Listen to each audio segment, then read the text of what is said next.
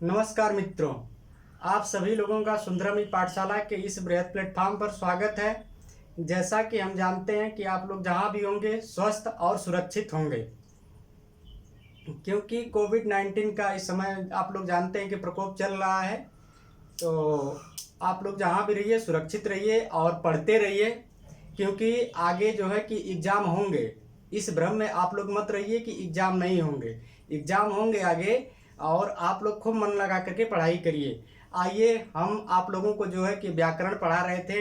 व्याकरण के बारे में मैंने आप लोगों को बताया था कि व्याकरण के 3 आधार स्तंभ होते हैं, वर्ड विचार, शब्द विचार और वाक्य विचार। उसके बारे में हम लोगों ने विस्तृत चर्चा की थी पिछले वीडियो में। उसके बाद जो है हम ध्वनि को जाने, वर्ड को जाने और अक्षर को जाने। आइए थोड़ा सा आज फिर ध्वनि, वर्ड और अक्षर को जान लेते हैं। और हम आज स्पेशली बात करेंगे क्वेश्चनों पर कि उस पर आधारित क्वेश्चन कौन कौन से बन सकते हैं। ठीक है, छोटा सा वीडियो, हमें लगता है 10 मिनट का ये वीडियो है। आइए थोड़ा सा जो है कि पहले हम ध्वनि, अक्षर और वर्ड को जान लेते हैं फिर से, क्योंकि ये इसी पर पूरी व्याकरण जो है कि आपकी टिकी हुई है। तो फिर से एक क्लियर रहेगा, तभी आप लोग जो है कि आगे जब हम वर्ड विचार पढ़ेंगे तो आप लोगों को खूब अच्छे से समझ में आएगा। आइए थोड़ा सा जानने की कोशिश करते हैं ध्वनि, वर्ड और अक्षर को।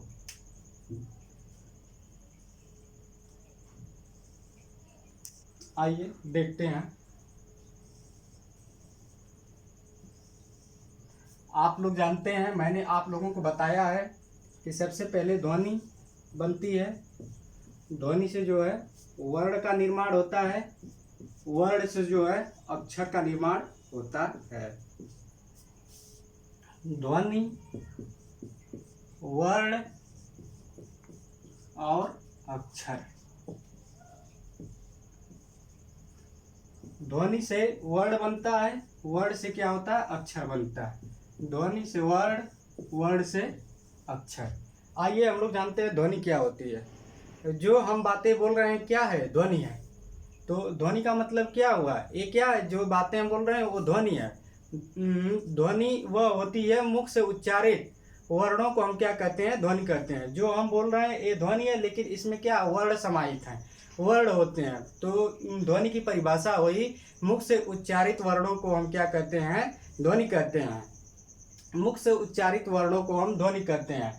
ध्वनि मतलब मुख से उच्चारित हम क्या कर रहे हैं, क, ख, ग, घ, अंग, ये सब क्या है, ये सब ध्वनि है।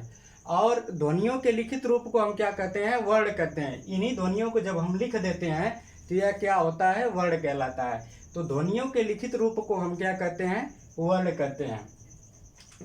देखिए जैसे इसको लिख दें, क बोला मैंने, ख, ग, घ, अंगना, या इसी की वर्ण की और एक परिभाषा होती है। आप लोगों को मैंने बताया था, खूब विस्तृत चर्चा की थी पिछली वीडियो पर हम लोगों ने, कि वह छोटी से छोटी स्वीकृत ध्वनियाँ जिसके आगे खंड न किए जा सकें वो क्या कहलाता है, वर्ण कहलाता है। वर्ण क्या, अखंडी है, अखंडनीय है। तो कैसे अखंडनीय है वर्ण, देखिए क का आगे जो है कि टुकड़े नहीं किए जा सकते हैं, इसके आगे खंड नहीं किए जा सकते हैं। क के आगे खंड नहीं किए जा सकते हैं, इसका टुकड़ा नहीं हो सकता है। तो क्या है, ये वर्ण होता है। और आइए हम लोग अक्षर के बारे में बात कर लें। अक्षर क्या होता है, अक्षर के बारे में, अक्षर मैंने बताया कि 2 शब्दों से मिलकर के बना है, एक अ प्लस क्षर से मिलकर के बना है। अ उपसर्ग, उपसर्ग का कोई अर्थ नहीं होता है, लेकिन जब ये शब्दों के साथ मिलता है तो वो अर्थ देने लगता है।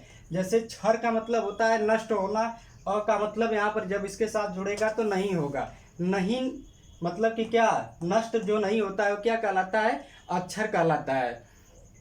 तो अक्षर के बारे में हम लोग अगर परिभाषा की बात करें तो आइए परिभाषा के बारे में इसको जान लेते हैं कि अक्षर की परिभाषा क्या होती है।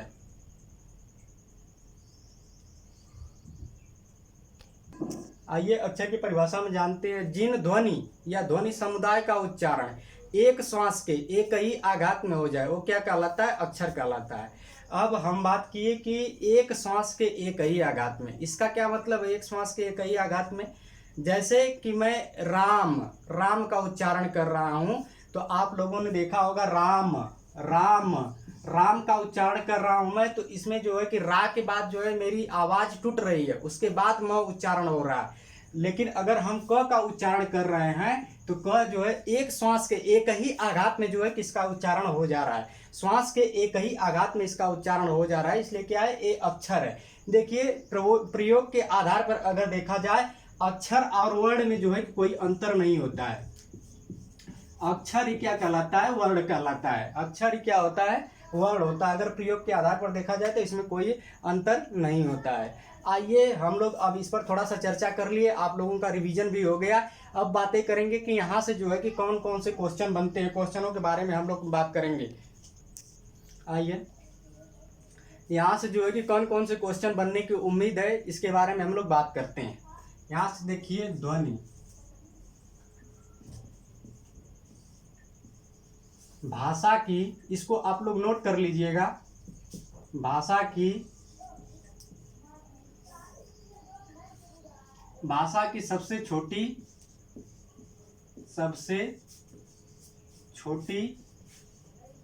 मौखिक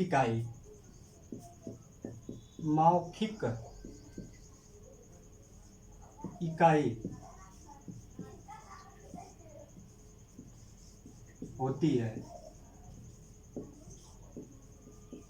नंबर 1, ध्वनि भाषा की सबसे छोटी मौखिक इकाई होती है। कैसे सबसे छोटी मौखिक इकाई होती है?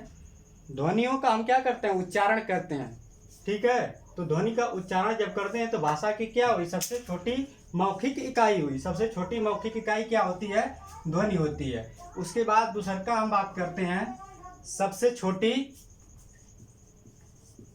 भाषा की सबसे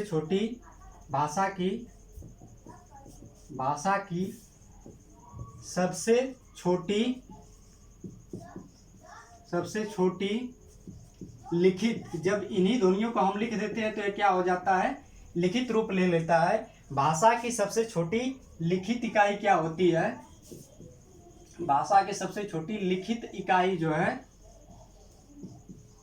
आपका वर्ण कहलाती है, वर्ण होती है। इन्हीं जब ध्वनियों को हम लिख देते हैं तो क्या होता है, भाषा की सबसे छोटी लिखित इकाई होती है। आइए तीसरा का हम लोग जानते हैं, भाषा की सबसे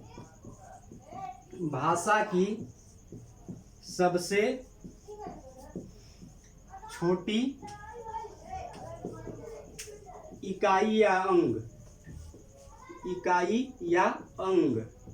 क्या होता है, वर्ण कहलाता है, वर्ण होता है। ये मोस्ट इम्पॉर्टेंट है, यही काफ़ी एग्जामों में पूछा गया है। ये आपका जो है कि यूपी पुलिस में और यूपी पीसीएस में और यूपी ट्रिपल एससी की एग्जामों में जो है कि ये पूछा गया है कि भाषा की सबसे छोटी इकाई या अंग क्या होता है। तो भाषा की सबसे छोटी इकाई या अंग क्या होता है, भाषा की सबसे छोटी इकाई या अंग वर्ण होता है। कैसे वर्ण होता है, जो है कि ध्वनि क्या होती है, मुख से उच्चारित वर्णों को क्या कहते हैं, ध्वनि कहते हैं। तो यहाँ पर देखिए मौखिक इकाई भी क्या है, ध्वनि है। और उसके बाद जो है लिखित इकाई क्या है, लिखित इकाई आपका वर्ण है। तो इन्हीं दोनों से मिलकर के क्या होता है, वर्ण का निर्माण होता है ध्वनियों से ही। तो इसलिए ये क्या हुआ, भाषा की सबसे छोटी इकाई हो गई। ये भाषा की सबसे छोटी इकाई, ये मोस्ट इंपॉर्टेंट है, यही आपके एग्जाम में आता है और बार बार पूछता है। यहाँ से एक क्वेश्चन बहुत ज़्यादा यही बनता है कि भाषा की सबसे छोटी इकाई या अंग क्या है, भाषा की सबसे छोटी इकाई या अंग वर्ण कहलाता है। इसके बाद जो है कि एक और आता है, भाषा की सबसे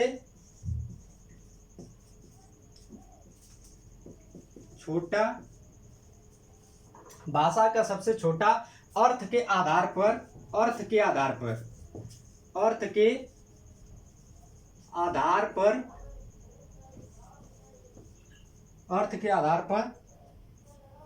भाषा की सबसे छोटी अर्थ के आधार पर इकाई क्या होता है, आपका शब्द होता है। कैसे शब्द होता है, देखिए भाषा की सबसे छोटी अर्थ के आधार पर इकाई क्या होती है, शब्द होती है। कैसे शब्द होती है, क्योंकि शब्दों का निर्माण मैंने आप लोगों को बताया कि शब्दों का निर्माण जो है कि वर्णों से होता है। जैसे राम है, राम क्या है, राम का एक अर्थ है, ठीक है। जैसे काम है, काम का क्या है, काम का अर्थ है। लेकिन अगर क हम लोग कह दें, क क्या है, वर्ड है। इसलिए क्या हुआ, भाषा की सबसे छोटी अर्थ के आधार पर इकाई क्या हुआ, आपका शब्द हुई। और एक क्वेश्चन बनता है यहाँ पर, भाषा की सबसे छोटी वाक्य प्रयोग के आधार पर भाषा की सबसे छोटी इकाई क्या होती है? वाक्य होती है। प्रयोग के आधार पर भाषा की सबसे छोटी इकाई क्या होती है? वाक्य होती है। कैसे भाषा की सबसे छोटी इकाई वाक्य होती है? आइए थोड़ा सा हम लोग जानते हैं। इसको हम मिटा देते हैं। इसको आप लोग अगर स्क्रीनशॉट लेना चाहते हो तो हम हट गए, स्क्रीनशॉट ले सकते हैं। यही एग्जाम में जो है कि यहाँ से आएगा। उम्मीद है आप लोगों ने स्क्रीनशॉट ले लिया होगा। आइए हम आगे बात करते हैं वाक्य के बारे में।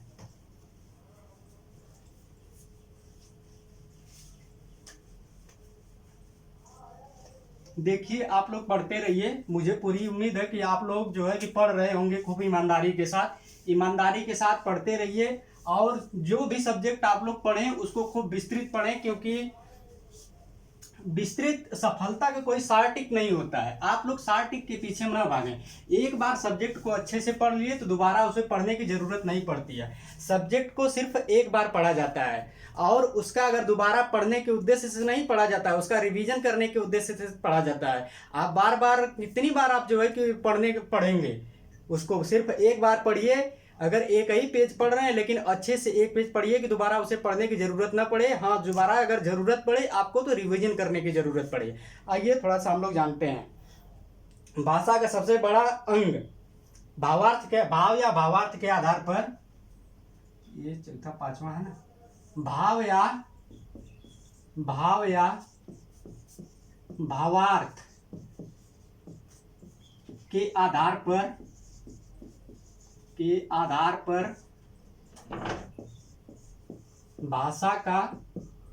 भाषा की सबसे छोटी इकाई क्या होता है? वाक्य होता है। क्या होता है? वाक्य होता है। कैसे? भाव या भावार्थ के आधार पर। जैसे मैंने आप लोगों को जब जो है कि वाक्य पढ़ाया था तो उसमें बताया था राम घर जाता है।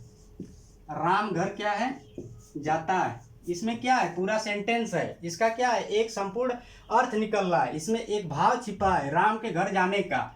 ये क्या हुआ? भावार्थ के आधार पर जो है कि सबसे बड़ी इकाई हुई। और अगर देखा जाए तो भाषा की सबसे बड़ी इकाई या अंग जो है आपका, भाषा की सबसे बड़ी इकाई या अंग आपका क्या है? वाक्य कहलाता है। वाक्य होता है सबसे बड़ी इकाई या अंग। देखिए क्या है, ये वाक्य का उदाहरण है। जैसे मैंने लिखा है इसको, तो ये क्या है? सबसे बड़ा है। यही हम कह रहे हैं कि भाषा की सबसे बड़ी इकाई या अंग क्या होती है? वाक्य होती है। आप लोगों ने जो है कि शब्द के बारे में देखा। शब्द जैसे क्या है? राम एक शब्द है। वर्ड के बारे में देखा। र आपका एक वर्ड है, इसमें अ जुड़ा है, बी वर्ड है, म एक जुड़ा वर्ड है। तो सबसे बड़ा इसमें क्या हुआ? सबसे बड़ा जो है कि राम घर जाता है। तो भाव या भावार्थ के आधार पर जो है सबसे बड़ी इकाई कौन सी हुई? आपकी वाक्य। और भाषा की सबसे बड़ी इकाई क्या हुई? वाक्य हुई। चलिए इसके आगे हम लोग वर्णमाला पर बात करते हैं। अभी नेक्स्ट वीडियो हम आप लोगों को वर्णमाला पर अभी देंगे। मेरा वीडियो देखने के लिए धन्यवाद। अगर मेरा चैनल आप लोगों को पसंद आ रहा होगा तो कृपया लाइक और सब्सक्राइब जरूर करिएगा और शेयर भी करिएगा। धन्यवाद।